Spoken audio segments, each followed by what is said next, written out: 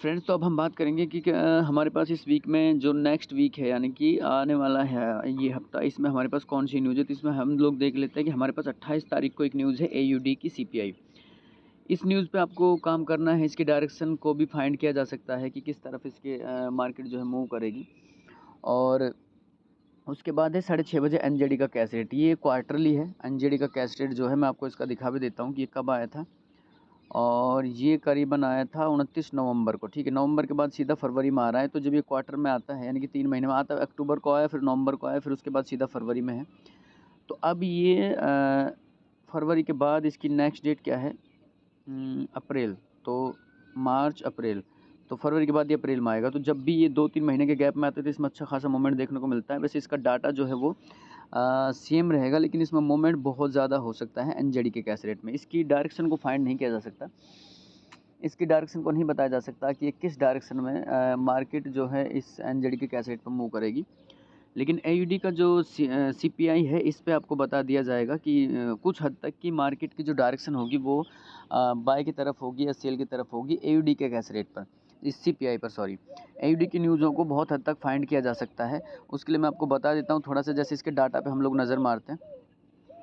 इसमें neutral data नहीं आता, यानी कि जितना फोरकास्ट किया गया है एक्चुअल उससे ज़्यादा ही आता है या उससे कम आता है। तो देखिए, बहुत सारे केसों में ऐसा हुआ है कि जैसे इसमें जितना फोरकास्ट किया है उससे डाटा कम आया है। जैसे मैं स्टार्टिंग से करता हूँ कि एक बार 5.2 इन्होंने प्रीवियस डाटा था, 5.3 फोरकास्ट किया, उसके बाद 5.6 आया, यानी कि अमूमन ज़्यादा आने के चांसेस हैं।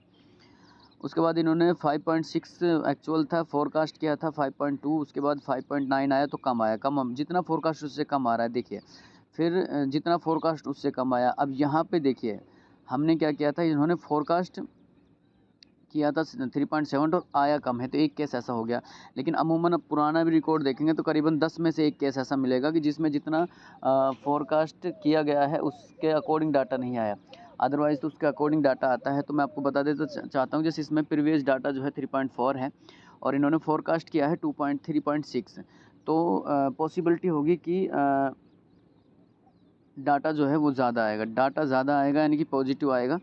तो अभी और कुछ हद तक जैसे यूरो, हम लोग पेयर बताते हैं कि यूरो एयूडी पे हम लोग काम करते हैं। इन एयूडी की न्यूज़ पर हम लोग यूरो एयूडी में काम करते हैं। तो यूरो एयूडी का एक और भी है कि जैसे यूरो एयूडी ये ट्रेंड के हिसाब से भी, जैसे मान लो आप इसका ट्रेंड भी देख सकते हैं कि ट्रेंड क्या है इसका, ठीक है।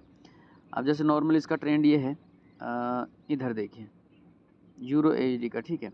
और 4 आवर्स की कैंडल पे भी हम लोग काम करें तो 4 आवर्स में ये है।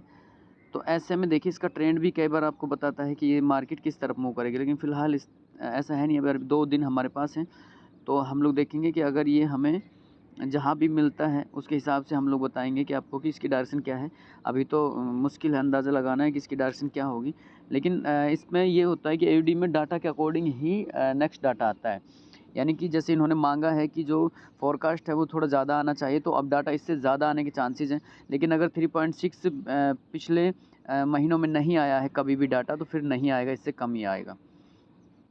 देखिए 3.8 भी आया हुआ है डाटा, तो आने के चांसेस है 3.6, 3.7 या 3.8 आएगा, ठीक है। और नहीं तो 3.4, 3.2। तो हम लोग अगर इस पर ट्रेडिंग करेंगे तो हम लोग इसके अकॉर्डिंग करेंगे कि जो डाटा है वो नेगेटिव आएगा। इसके अकॉर्डिंग ना, सॉरी, डाटा जो है पॉजिटिव आएगा, यानी कि 3.6 से ज़्यादा डाटा आएगा, उसके अकॉर्डिंग हम लोग ट्रेडिंग करेंगे।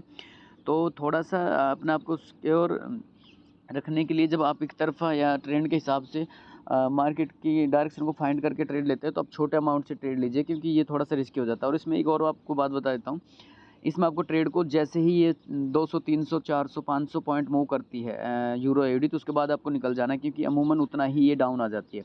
तो इसका फ़ायदा ये भी होता है कि अगर इसमें ट्रेड नहीं ले पाते न्यूज़ टाइम पे, तो उसके बाद आप रिवर्स ले सकते हैं। रिवर्स ये उतना ही आ जाता है जितना कि ये बाय या सेल जाता है। फिर डिपेंड करेगा इसके डाटा पर। अगर डाटा में बहुत ज़्यादा डिफरेंस आ जाता है तो फिर ये रिवर्स भी नहीं आएगा। तो अभी फ़िलहाल हमारे पास यही 2 न्यूज़ है जिन पर हम लोग काम करेंगे, एयूडी का कैश रेट, एनजेडी। उसके बाद ऐसी कोई न्यूज़ नहीं है। फिर उसके बाद नेक्स्ट वीक में ही हम लोग जाएंगे। तो नेक्स्ट वीक में हम लोग फिर से देखेंगे कोई ऐसी न्यूज़ हमारे पास। तो अभी कोई भी न्यूज़ ऐसी है नहीं जिस पर काम किया जाए। आईएसएम सर्विस है, आईएसएम सर्विस में भी ये हम लोग इसके बारे में वीडियो बनाएंगे। फिर जोल्ट जॉब ओपनिंग है और फिर 8 तारीख को हमारे पास सीधा एनएफपी है।